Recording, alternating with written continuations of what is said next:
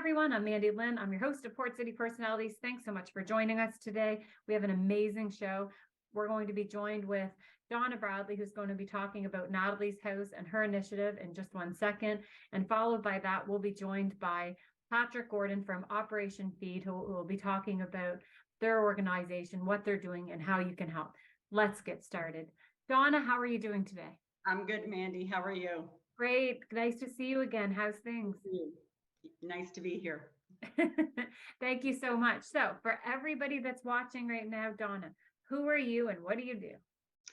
So I am the director for Natalie's for Crowns Family Wellness Center at 139 Bayside Drive. And This is a brand new initiative in our city. I think it's really a time for families to really come together and to support each other. Absolutely. So, and that's amazing. Thank you so much for that. What is Natalie's House? Let's start with that.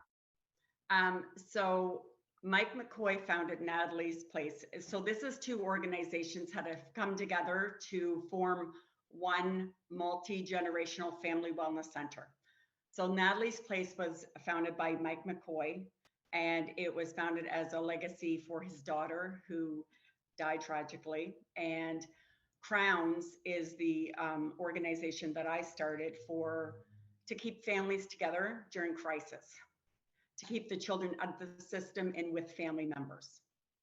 Okay, now talk me through that process. So what does that, why did you decide to do this? Let's talk. So I had the opportunity last week. You gave me a tour of the facility, very lovely place, and an overview of what your team do. So for the folks that are watching right now, let's start with your personal story, because I think that folks might want to hear that. So tell me your story. Okay, so I am the mother of four daughters, 16 grandchildren.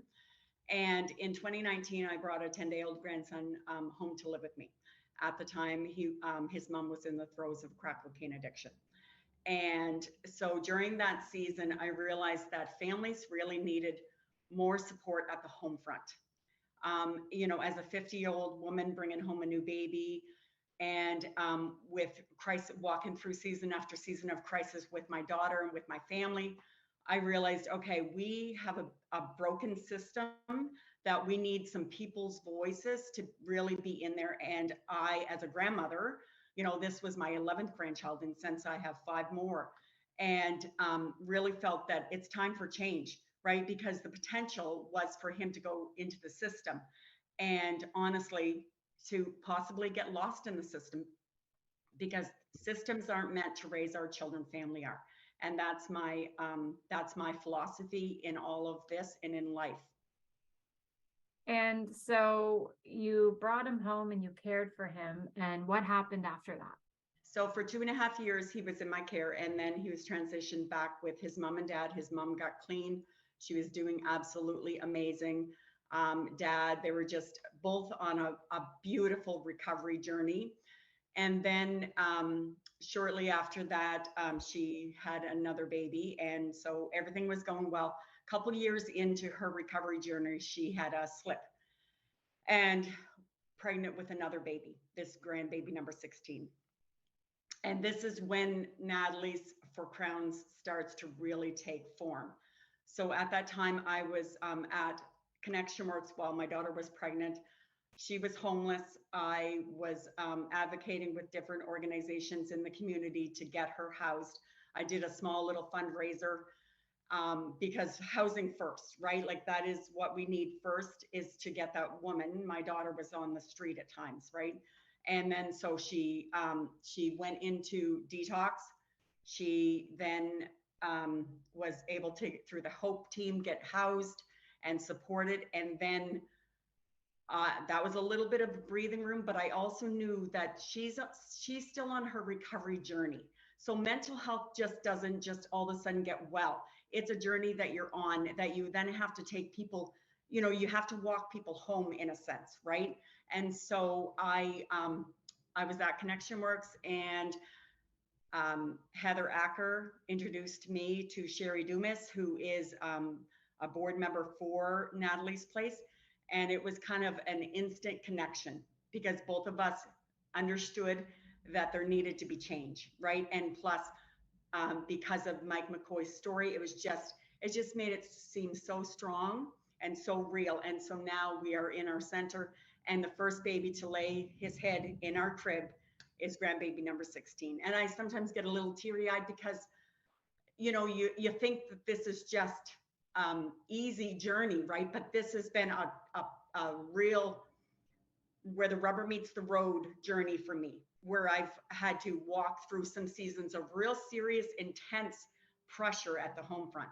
And so to have our center, a multi-generational center. So in our room, the infant care nursery, we have a Rock-A-Baby program for grandmothers who want to come and snuggle a baby and help a family member on her journey or his journey to full recovery through their mental health process. And okay, so there's a couple questions I have for you on that. First off, thank you very much. Your center acts as a case management for the departmental liaison, and that's for health and wellness programs. So can you explain what that means to folks that are watching a little bit? So often there's a breakdown between so we have a child, let's say, that is in jeopardy of being displaced from the family, okay? And we have a parent who is struggling with mental health, substance abuse, and that sort of thing. Often what the department needs or expects to keep that child safe is the parents aren't quite sure what that looks like to break that down into immediate steps to be taken. So we, in a sense, mediate that process for them. Now, one of those processes is the fact that some parents don't have a safe place for their child to go to, a safe place for them to have visits. And so we are in the process of getting a family bonding room set up, which will be a game changer for so many families that might be facing homelessness. There was a young mom that I was helping, and she was homeless with couch surfing with brand new baby. She had 3 other children being taken care of by family. And, and this is a difficult time, a time when it's supposed to be, joy and, the siblings bonding with a new baby is a time of stress, right? And these things, we want to help partner with those families so that they aren't alone in the process. Because being alone in the process, that only adds to the mental health component, right? Or feeling alone, right? So. And how many folks are on your team right now? Well, right now we have a very small team. We have Sherry Dumas, myself, I shouldn't say small team because we are partnering with, McCoy Properties, and he has a large team. And they're actually the ones that are covering the rent at our space right now, which we're so grateful for. And we have a volunteer admin, we have a volunteer Rock-A-Baby nanny, and we have a volunteer in-house worker. So, we're just kind of starting. Plus, we have 2 MBA students in the house that are working toward getting our sustainability model as well as a business plan so that we can, compete with the other organizations, not compete, that's not a good word, but to kind of flow together to showcase what we do here and how we're different, but a great complement. That's the word that I'm looking for. Complement. Sure. That's, yeah, of course. That's lovely. So your space, I want folks to kind of know a little bit more about your space. So I know that you have a boutique. I know that you're doing the infant care nursery. What can folks expect two questions. What can folks expect? And also, what does the referral process look like this? Because as somebody, that's a little bit connected, I know these wait lists can be long and stuff. So what's that process look like with your team? Okay, so right now, because we have not been corporately sponsored, there is a bit of a lag in that sense that we can't have an influx of people needing these services if we don't have the staff to man it, right? Right now, I am volunteering my own time because I believe in this so much, right? Because I've been, that frontline worker. So I guess right now it would be a wait list until we can get all of those pieces put together. Now we have started a couple little programs in-house. One of them is we're going to be doing a cricket program so that, mom can come over and we can learn how to do the cricket, and then some of the products will then go into our boutique, and we're starting that on Monday.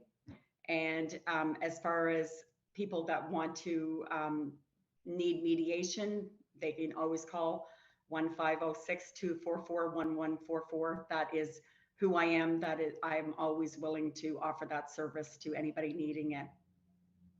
Absolutely. And so a little bit about the boutique. What's in your boutique? Is it stuff for sale? Or are you looking for donations to fill it? Talk me through that, please. Okay. Sure. Sherry Dumas, she is kind of the lady behind the boutique. She would have more details than I would. But right now, we have local artisans are partnering with our cause, and 20% of the monies raised will go into supporting our wellness center, right? There are some items that are actually being donated that are we will receive all the profit from. Like if someone says, you know, this is yours, put this in your boutique, then and they will give it to us. That's something else as well. But for the most part, it is items that are donated or not donated, that are that we pay 20 or get 20% of the profit from. Okay. And so can folks donate stuff to you? Could folks bring donations, and what are you looking for donations? For donations, we would be looking for just things that are like new, right? Or new items. But you'll be selling it. So it's set up, it's not a consignment. It's set up so that, so anybody that's watching right now, if they had stuff, they would be able to bring that in, and then you'll be using that to put toward your cost, correct? It is. Now, yes. talk to me about, and we just have about a minute and a half left, Okay. monetary donations. So you have different sponsorship programs available as well. So yes, we do. Yeah. So the big thing that we would like to see happen is that family bonding room, that we have people that want to sponsor that room to get that up to where it is. They can e-transfer. Right now, we are not a charity. That's right. So you're working on your status quo for that. Yeah. We're working on getting all our paperwork in order. But it would be like e-transfer, Natalie's for Crowns at gmail.com.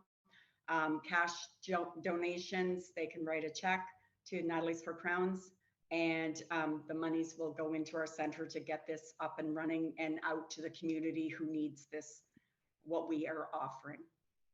Absolutely. So I just want to say thank you very, very much for making the time today to have a conversation and to talk about this. And we're going to go ahead and we're going to throw your information up on the screen. So folks that had any additional questions or wanted to communicate more about how they could become a volunteer, then they can definitely reach out to you. So I just want to say, thank you very much. Thank you. Thank you so much. Thank you. Bye. Bye-bye. Hi, how are you? Good, yourself? Good, thanks so much. Long time no see. How's things been?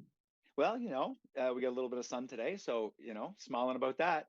There's lots to smile about. So I'm so happy that you were able to join me today. We have a lot of stuff to cover today. But first, for everybody that's watching, who are you? My name is Patrick Gordon, and I'm a retired Army Sergeant from the Canadian Armed Forces, and I am the founder of Operation Feed St. John.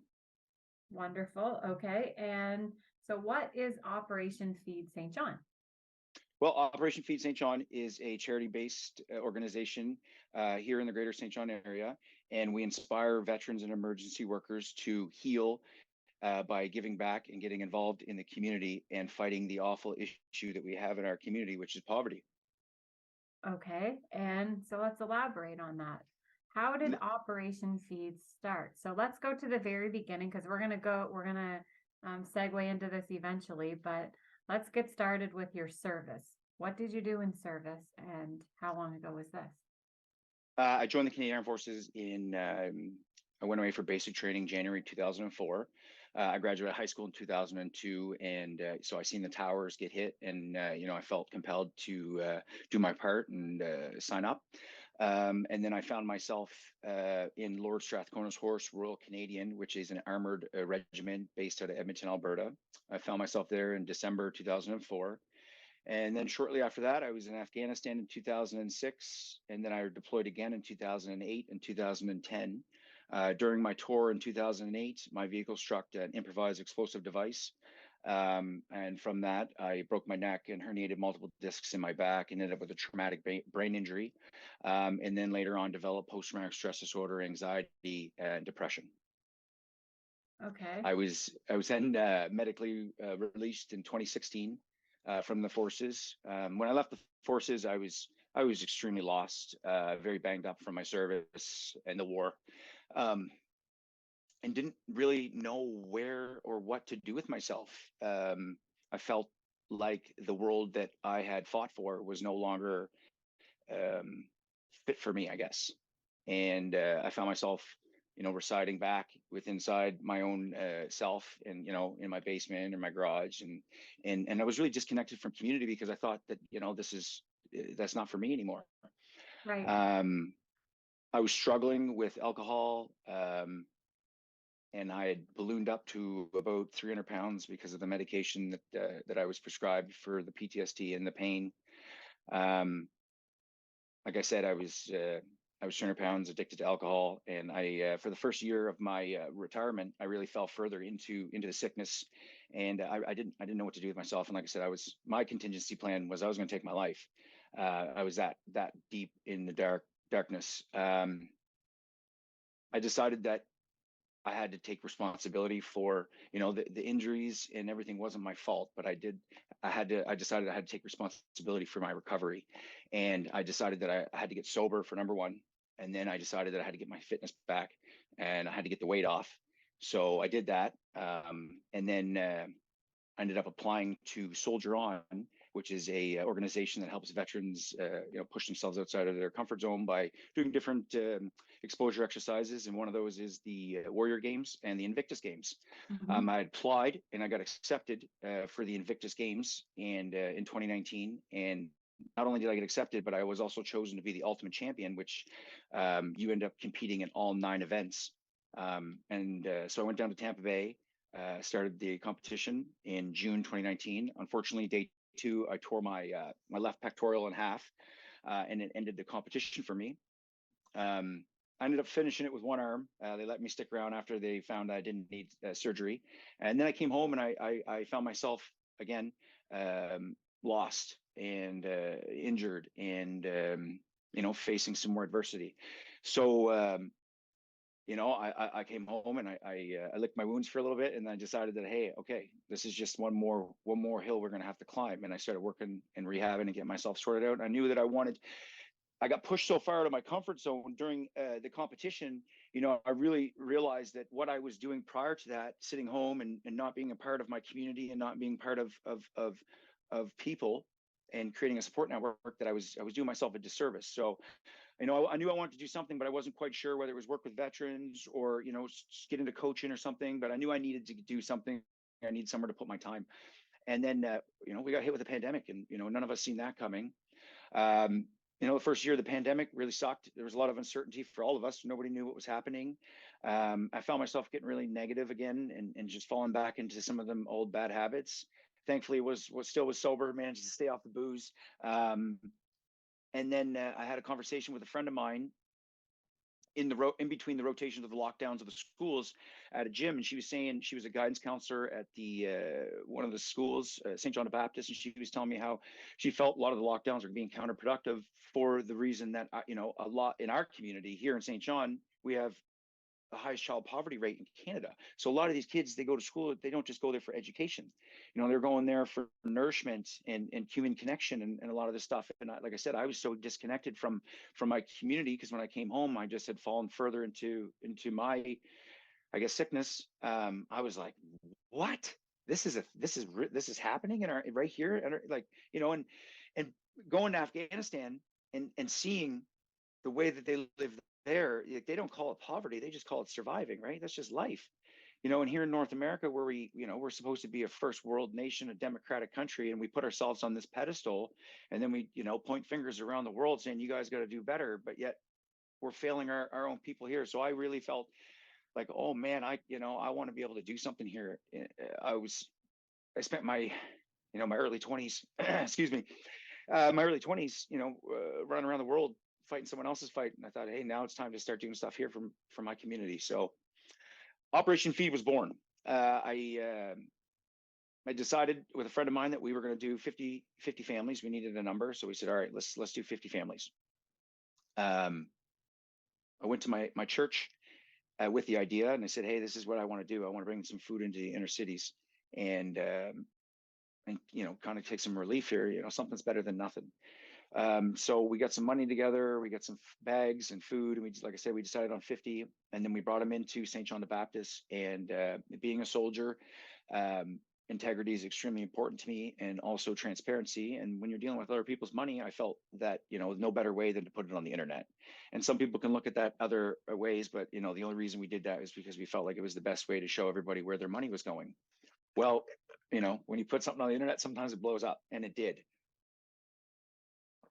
Excuse me, it really took off. And not only did it take off, but I realized I was filling my own cup in a way that I never, ever imagined. And I was healing. And as the mission continued to go on and feeding families, I realized, wow, I'm having more good days than bad days. And we really didn't have an identity. We just were feeding kids and bringing food into the city. And then I had a very wonderful lady that I went to high school with come along and say, hey, Pat, go get a lawyer. You need to turn this into a company and to a charity. So I did. And then we became a company, and I named it Operation Feed St. John because operation, I'm a soldier, feeding is what we're trying to do. And St. John is, the biggest municipality in the area. The greater St. John area covers from Hampton all the way to Grand Bay. So I felt like that was a suitable name for it. But again, we kept going. I didn't really have an identity. We were just feeding people, and hey, we got some money this month. Let's keep doing it. But, with the charity, I realized really fast that I didn't like begging for money, and I needed a sustainable model. So I decided, like, all right, what am I getting out of this? This is making me feel amazing. I'm pushing forward. I'm feeling great. Let's start trying to recruit. Let's bring some more veterans in here. Hey, you know what? First responders are just as banged up as we are. And you know what? We, as veterans and federal employees, people put us on this pedestal because we get on planes and we go faraway lands and we come home, and then but you look at a cop or a police or a firefighter or a nurse, they're in it every single day. So I'm like, no, we gotta bring them into this as well, because we're all fighting the same fight. We're just not talking to each other. So then I started recruiting not only veterans but first responders, and then I decided, it was 2020, September 2022. I was almost out of money. We had about enough money to do one more month worth of food, and I got a massive donation from the 100 Women That Care, that are another charity in our city, which it's actually more like 350 women that care, because the donation was like $27,000, which was incredible. And that really allowed me to go, whew, all right, wow, let's take a breather and figure out what we are right now. Like, what is Operation Feed St. John? Where do we want to take this? And do we want to be here for tomorrow? And I said, yes, I do. And let's look at the things in our lives that we as veterans and first responders are missing, and how can we implement this into this organization? And it dawned on me, the organizations out there that are made for veterans and first responders aren't doing a very good job at helping us. Having a building that's dedicated to drinking and gambling and a lot of us come home really banged up, with PTSD, anxiety, substance abuse. So I figured, hey, well, while we're doing this, why don't we create the headquarters of this particular organization, make it a gym, make it have a peer support, make it have a rec area, all these things that these veterans and first responders want. Let's put it in this building. Let's make it exclusive for them. And then let's have a membership fee. And then that membership fee in return becomes a sustainable piece for the charity. We don't expect everybody that comes through the door to be a part of the charity, but we definitely want to be able to give these men and women more support than they have now. If you look at it like this, as a veteran, when we leave whatever place we're at in the world, they always make sure that we get a decompression. We fly home, we stop in some tropical area, and we do a week of briefings, and all right, you try to bring yourself back down to neutral, and then we go home to our families. Unfortunately, you look at our first responders, and a lot of times those men and women, their shift can end in something just catastrophic. As a paramedic, their shift could end in chest compressions, or as a police officer, it could end in something much more violent, or a firefighter, and someone's just lost their house, and then their shift ends, and they go from point A to point B, right? And for the most part, men and women can keep it together on shift with the uniform on, but a lot of times when they go home, they come unraveled. So what we really want to do with this organization and this building is we want to be able to give these men and women a place where they can come in after their shift, get a workout, have a cup of coffee, have conversations with like-minded individuals, bring themselves back down to neutral, then go home and be a mom, be a dad, be a provider, be all those things that are more important than the other things, right? So then I feel that we could have a lot more success in that area, and also in our veterans and first responders, keeping them in their respective trades longer by helping them and removing that stigma. But then also for our men and women that are no longer working, that have taken the brunt of what these services do to us, we have the charity to give them purpose. Because when WorkSafe says, hey, all right, you're no longer fit to work anymore, they don't give you a plan. They don't say, okay, you should be in the gym, you should be not drinking, you should be doing mindfulness, you should be connecting yourself to the environment and nature. They don't tell you that. They say, okay, you're off, go see your psychologist for X amount of time. And what these men and women need is they need purpose. They need somewhere to put their energy. And what better than fighting the war on hunger in our community, right? And handing a bag of food off to a child that needs it. And I can tell you, we're having some serious success here. I now have 15 veterans and first responders in the organization.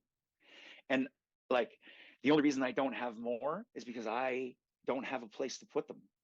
Right now, our feeding program is run out of the basement at King's Church, and we're tapped out for space. God bless them. They've given us enough room to continue to operate our feeding program. But, like I said, we're only doing 50 families a month, and we're just getting started. We want to do 500 families. Our peer supports are run out of Laura Gations in St. John, and also KV Psychology every Wednesday from 6 to 8. And then I also partnered with Afterburn, Terry Blizzard, wonderful man there. He now gives anyone who's involved in my organization $50 a month membership fees to his facilities, so that we're hitting all the nails on the head, but yet we're spread out all over the place because I can't seem to get funding for infrastructure for us to continue to grow and take the next step. But like I said, it's just one more mountain for us to climb.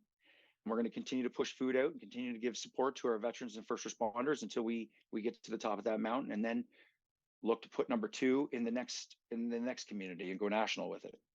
Absolutely. And thank you so much for that. So I want to touch a little bit more on, so you've served 3 times in Afghanistan. Thank you. Yes, ma'am. For your service. Thank you. And you and I had a conversation about this not that long ago, where you talked about how most veterans, when they leave the service, or folks that did overseas service, they came home with an empty kind of feeling. So, or a feeling without a purpose, I think is how you worded it. So I guess my question to you on that would be, as somebody that has served 3 times overseas, can you talk to me about the personal effect that had on you, and what you did to deal with those emotions, or to help you find your particular purpose outside of being a husband or a father or a son or anything like that? What it did I'm sorry, it was a big question. So yeah, no. So how did you find your purpose? How did I find it? Yeah. Oh, it was really hard. I really stumbled a lot. And, when I left the service, you leave one of the biggest gangs, you know what I mean? But it's a brotherhood, a sisterhood, a family. These men and women you go through some of the most toughest times with, and then it's over. And then all of a sudden it's just pictures on the wall, and the phone calls stop, and the machine keeps moving forward, and you kind of got off on the last stop. So part of the challenge is too, is that a lot of your identity is wrapped in with your rank and your uniform too, right? A lot of us identify with, I was a sergeant, and then overnight that's gone, right? So I really struggled with finding my purpose and finding where I belonged in this world. And for a long time, like I said, I didn't feel like I did belong. And I accidentally stumbled upon Operation Feed. It started out of necessity during the pandemic, but then I realized, hey, I'm sitting here downplaying the skill set of what I was able to accomplish in the Canadian military. Well, if I just tweak those skills just a little bit, I can turn and use them in such a fashion where I'm able to feed thousands of people in my community by simultaneously giving support to veterans and first responders. And that's kind of where I found my purpose with everything was, hey, I'm someone's got to be the trailblazer in this. And I don't mind standing up saying, hey, yeah, I have PTSD. Yeah, hey, yeah, I have anxiety. Hey, yes, I was an alcoholic. But you know what? I'm not anymore. And there is life outside of those diagnoses. And that I am not those things. I'm just a man that fought for his country and got hurt. And I want to keep pushing forward, and I want to show others that they can too. And I guess taking in consideration everything that you'd said, and I think you said it best last time we talked, which is, this is what you're meant to be doing right now, that this is your sense of purpose. And I thought that was beautifully said. But I want to go back to what poverty is for you. So how did you identify the need? So you talked about that a little bit at the beginning. How did you identify the level of poverty that we have, and what is poverty to you? Well, I grew up in St. John, born and raised. One of my best friends I went to high school with, Vernon, he lived on Duke Street, and we both played football for St. John High. And we used to go after football practice, we'd go to Vernon's house and we'd raid his refrigerator. And I remember to this day, he would lose his mind at us because he would be like, guys, you please don't eat my food. And we didn't understand. We're like, what do you mean don't eat your food, man? Your mom can buy some more. And he's like, no, you have no idea. There's nothing else coming. Like, that's all I have. And at 17, 18 years old, you don't really comprehend I guess the severity of that. So that was, I always knew that there was issues in our city, and like, I wasn't rich, I came from a middle class, but my mom and dad busted their ass to make sure that there was food in the fridge. So, whenever I opened my cupboards, there was something there, and I never really thought about it. And then, going on and serving my country, and then, like I said, going to see what the west of the world looks like, and it's not as beautiful as this country. You start to realize how fortunate we are to have these communities that we have in this country. So I recognized it as a young man back then, but I didn't really understand the severity of it. And then when I came home, like I said, getting involved in my community and having conversations with individuals that were engulfed in it, and then seeing how they felt helpless. As a teacher, she was saying, we're spending our own money on granola bars and stuff and apples, and putting them in bowls around the school, and they're gone.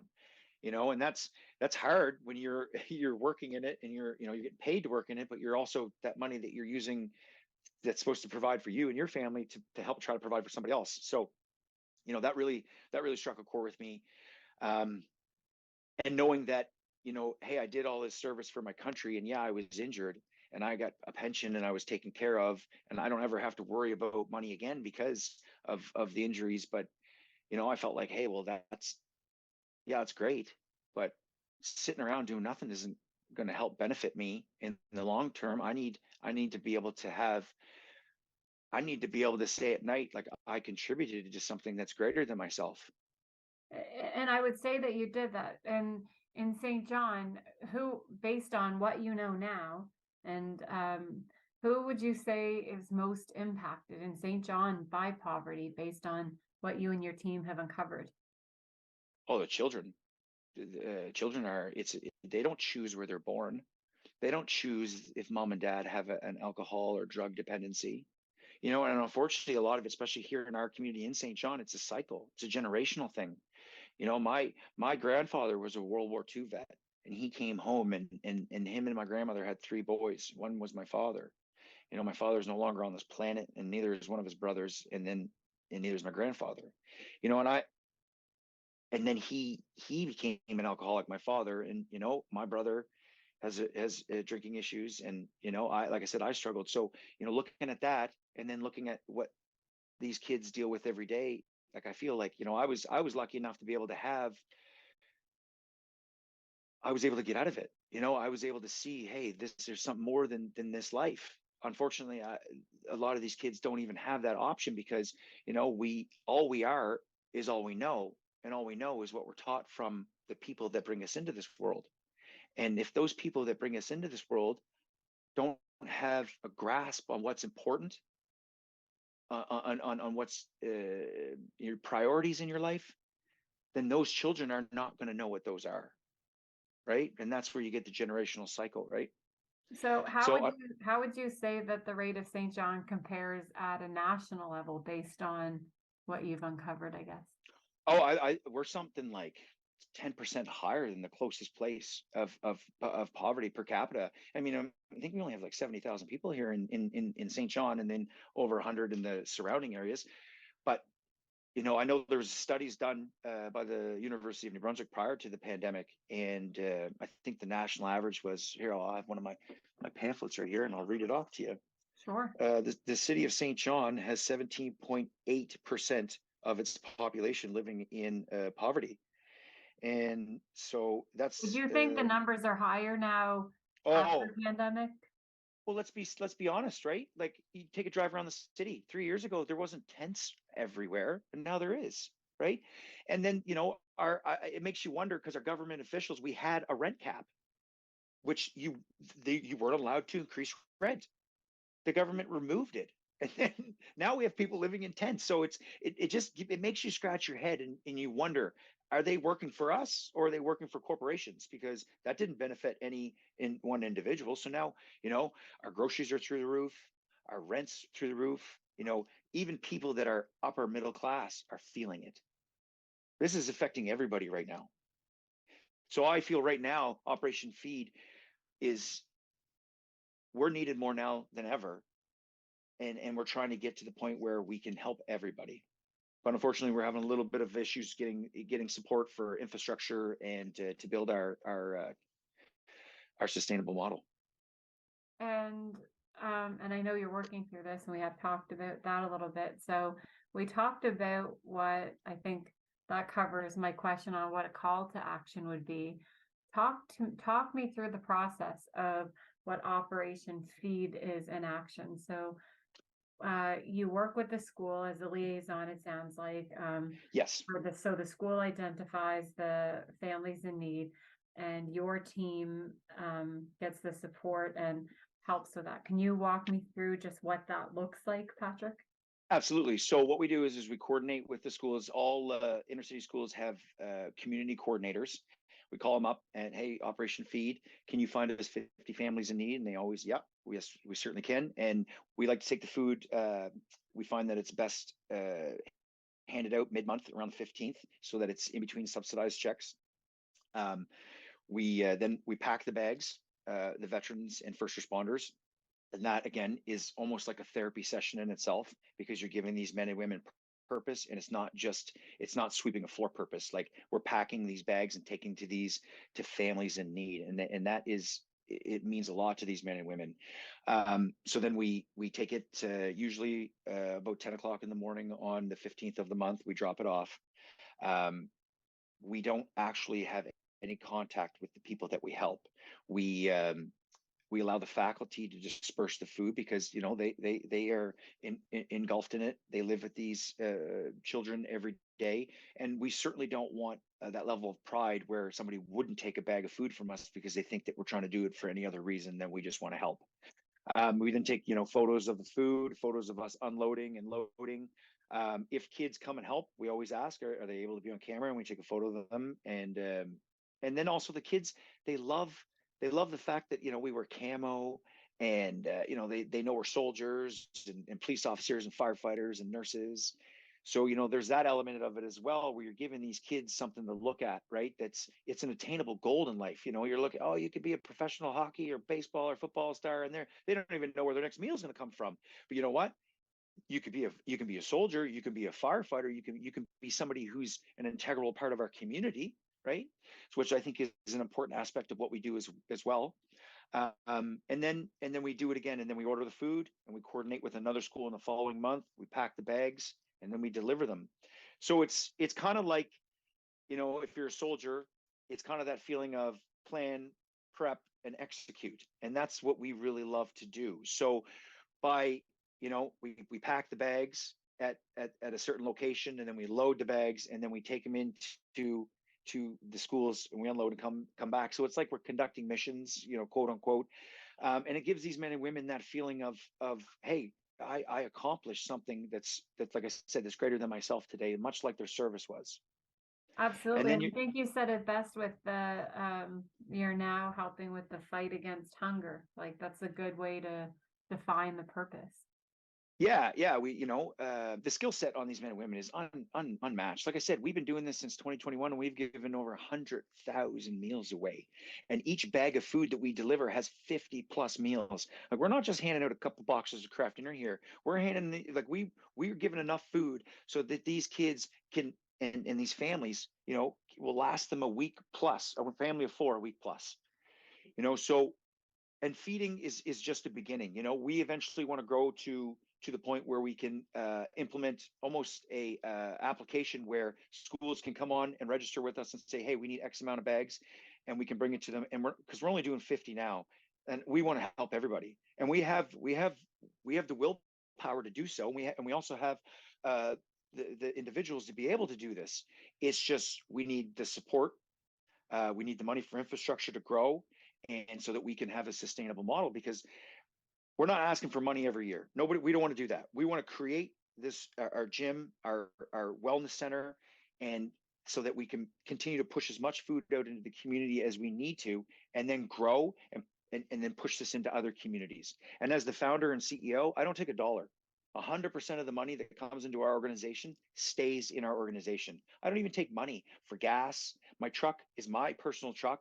The decals all on it were donated by the Wrap Factory, which amazing individuals there. So a lot of people think, when they see my big white truck driving around in the city with the decals on it, they're like, oh, that's an expensive truck. Is he paying for it? No, that's Pat Gordon's, and I do it because I can, right? And I also, we have a subscription. So if you go on our website at www.ofsj.ca, we have a subscription called Special Operation Feed Special Forces. And there is a private, a corporal, and a sergeant, $10, $25, and $50 a month, so that you can come on and help us become sustainable, and know that every $50 that you give us, that's feeding a family. Well, I'm also a $50 a month membership provider as well. So, I pay into the charity, and I work the charity, and because I believe in what the charity is and what it can be for tomorrow, and what our vets and our first responders need. Absolutely. And you've done some other great events. So I want to talk about your toy drive a little bit. I'm going to go into some of the events that you've done to help with raising funds. So what was the toy drive for? What was the purpose of that? And what was the outcome? We partnered with a friend of mine. She really wanted to get involved with the organization, and she had some connections with Paddington Station. So we went to them and said, we want to do something cool that's outside of what we usually do is feeding. We want to try to give every kid in St. John the Baptist a toy. So we coordinated with Paddington Station, and my friend Jen Brott was the tip of the spear on this. And we set up a online register, and we went out and bought all the toys prior to, so that they were in a warehouse and they were already wrapped. And then we said, okay, we have 5 of these ones, 5 of these ones, 5 of these ones, 10 of these ones, 10 of these ones. You go on, you pick the toy, and then it goes into your cart, you pay for it, and then the money goes to pay for the toys. We ended up raising all the money we needed for the toys, and we ended up giving every kid in St. John the Baptist a toy, which was really amazing. That was Christmas of 2021. Unfortunately, we didn't get to do it last year. We really concentrated on food because of the price of everything, and we felt like a lot of families were going without. So we decided last year at Christmas, instead of doing a toy drive, we did a massive turkey dinner. And we partnered with the Phoenix Dinner Theater, and they provided us the facility. And we partnered with a organization called the God Squad, which was a young adults organization, and they helped set it all up. And then we partnered with Riverview's Finest Catering, Chef Sean, amazing individual. 30 turkeys. Sean deboned and cut up and cooked all 30 turkeys by himself. The man went 48 hours before prior to make this happen. Went without sleep. So we were able to give out we had the capacity to give out probably close to 2,000 turkey dinners, but we ended up only giving out 500, which was unfortunately the night that the event rolled out. It was a massive ice storm, pouring rain, snow, sleek. So it was brutal. And we really hoped that we were going to get a lot of the working poor, the single moms, and that were just trying and hey, we're going to put on a nice turkey dinner. Unfortunately, the weather kind of put a damper on a lot of that. So I think we're going to try to do that again this year, and we're going to try to do it at a different location, somewhere that's more centralized. And so we really want to do, we did 30 turkeys last year. We're going to try to do 60 this year, right? Try to blow it up a little bit because, we thought people were hurt last year. They're going to be, this year, oh my goodness, there's going to be so many people that don't get a Christmas. Right. And so I want to talk to you about just a couple of, so you've done toy drive, you've done pancake breakfast, you've done the Origins Natural Learning Center, Simply for Life grand opening, Eco Heat car wash, fill a truck. You've done the One Heck of a Food Drive, St. John the Baptist.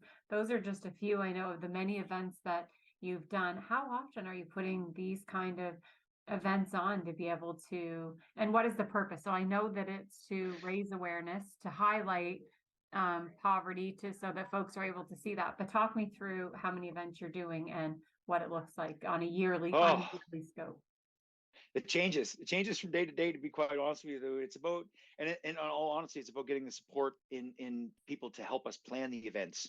And unfortunately, it's really hard to get people dedicated to the mission 100% of the time. Being a veteran and being retired and having an income, frees me up to, I'm on a 24/7 schedule trying to knock out Operation Feed. So that being said, trying to get other people in to help us plan and prepare different events, it's really hard. So it kind of just varies. Last summer we did a boat cruise at the St. John Marina. We were hoping to do it this year. Unfortunately, we lost our planner for that, and I'm so busy with the day-to-day operations of buying food, packing the food, trying to expand the brand and stuff. It's really hard for me to be able to take that on, and then also understand that, hey, I am a veteran with a lot of my own personal issues, and if I'm not careful, I'll burn myself out, and then I won't be good for anybody else, right? So it all depends. And honestly, a lot of times too, we'll get a phone call from organizations that was like, hey, we're going to do this and we want you to be a part of it, which is awesome, because then it takes a whole lot of stress off my shoulders, and then I just get to show up and partake. And that's a testament of our community right there. For example, we have a barbecue coming up at Conchovy Meats here in the Valley, partnering with R&R Smokers and Maritime Motors. And they organized it all, and they're like, hey, Pat, we want you to be the charity for this. We love what you do. We love what you're all about. And we want you to highlight this. So a lot of times those types of things happen for us, which is, I'll tell you, it makes the life a lot easier. So it kind of just varies. I'm hoping to eventually have a full-time planner, and we want to be able to have roughly 4 events a year, spring, fall, summer, and winter. And one, just to raise enough money for us to be able to continue to do what we do, and 2, raise awareness. It is about awareness, and it is about removing the stigma, and it is about having those conversations, not only about the poverty in our community, but the conversations within the workplace with our first responders and men and women in uniform. Everybody, we talk this, it's okay not to be okay, and then we leave it. Well, what are you going to do with that? Okay. Not okay sitting on your couch. That's not going to get you anywhere, right? You gotta, okay, it's okay not to be okay. Yes, we understand the anxiety is hard. Yes, we understand the depression sucks, but guess what? You got to get up and you got to push, because no one's going to come save you. So, pushing that and understanding that, hey, it's hard.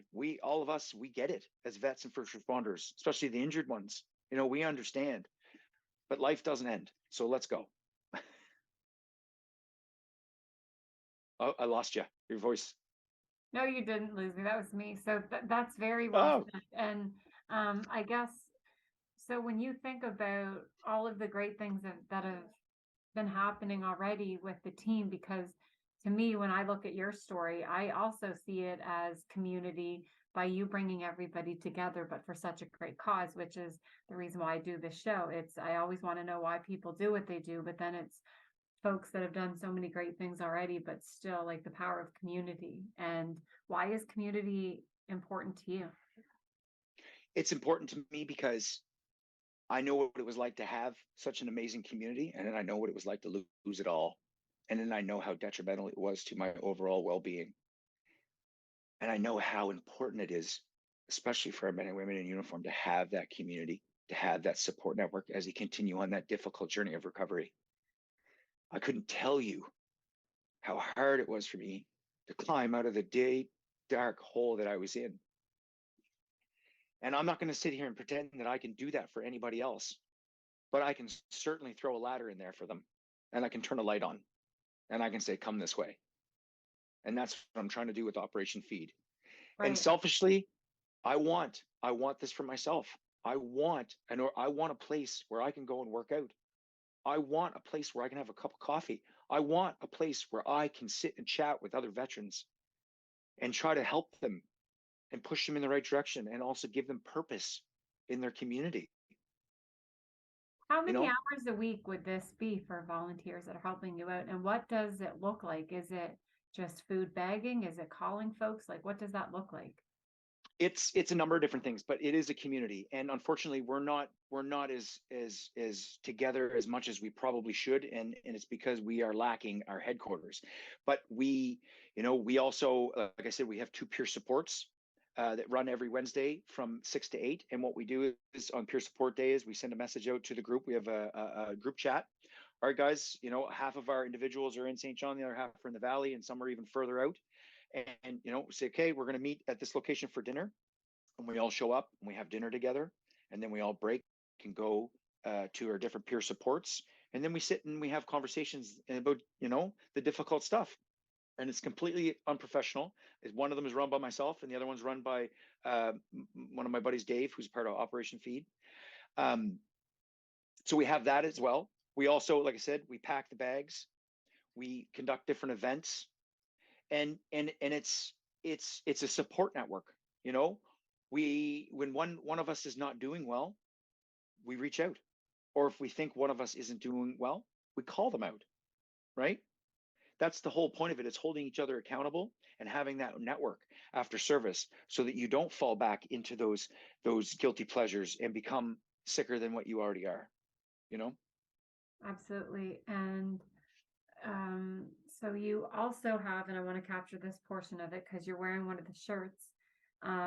What is the website that folks can go to again? So, and we'll put this on the banner as well in the graphic package when this airs, but what is the website that we can get folks to go to? You can go to our website at www.ofsj.ca, and then you can click shop. And then we have a wonderful organization out of Moncton called DNA Swag, and they produce our swag for us. And we have these T-shirts, Operation Feed. And if you can tell on mine, it has the thin blue line. So you can go on as a first responder and you can buy these T-shirts and get them customized for your particular profession. So we have the blue line for our police officers. We have the green line for our veterans. We have the red line for our fire. We have white for our medical professionals, and we have gray for our corrections officers. And then we have the giant Canadian flag, and then we have our mission statement on the back, which states Operation Feed mission to feed the bellies of the most vulnerable and feed the mind, body, and soul of veterans and emergency workers. We sell 3 different colors of shirts and 3 different colors of hoodies. Our goal is right now, it's only open sporadically. And the reason is that, like I said, I partner with DNA Swag, and because we want to be able to customize them for each of our first responders, we don't have any of it made. So they go on, we open the store. The store is actually going to be open July 27th to August 3rd. So you go on, you pick your particular gear that you want, order it. The store closes a week later. He then produces all the gear and ships it out. It does, there's a little bit of a process. It takes about 3 weeks, but in doing this, one, we maximize the amount of money that we can raise, and that we don't have to worry about putting, someone else's money that they're donated to us into clothing and it's sitting on a shelf somewhere, right? Yeah, so we're moving forward with that. We also have our sweet hats here that say OFSJ. Lids does those up for us, and I sell them out of the out of the back of the truck. So if you want a hat, Perfect. you can message me, and I don't mind. I put it in a package and mail it out to you if you're interested in having one. Perfect. And so folks can donate any increment that they want. Like, is there a set amount of Yes. donation, Patrick? Or... No. We'd love. And is it We only love. is it only money? Is it also food as well? I should ask. What are We you accepting? Well, we like to concentrate on monetary donations because we partner with a company, Cash and Carry, here in the city. We buy all our food for them, and they discount it for us. So I can make a dollar go a lot further than the average person. And unfortunately, when you ask for food donations, a lot of people, they think they're doing good, and they clean out their pantries and they give it to us. And our bags are very specific. We put specific food in them. So then, if we're getting gravy from '92 and cranberries from '06, it ends up just going in the garbage anyway. So, and then it requires a lot of effort to be able to sort and determine whether we can use it or not. So it's just easier for us to take monetary. Like I said, you can go onto the website and you can make a one-time donation on the website, or you can become a monthly partner. We prefer monthly partners because then we become sustainable. Or you can send an e-transfer to operationfeedsj@gmail.com. Also, we have a GoFundMe started right now, and our goal is $2 million. And that is to procure land, get a blueprints for our building, build the building, and put everything in it that we require for our sustainable model. And then we hope never to ask for a dollar again. And the building will become a moneymaker for us. And look out. We'll off to the races, and then before you know it, there's not going to be any poverty left in our community. Patrick, thank you so much for your time today. Thank you for everything that you and your team do. And we look forward to seeing all the great stuff that you continually do in our community. And again, thank you for your service and folks with your team as well. I really appreciate you coming today. Hopefully folks that are watching will be able to have the opportunity to be able to see everything that you're doing in the community and be able to offer the option of help or support if they see that. So thank you so very much.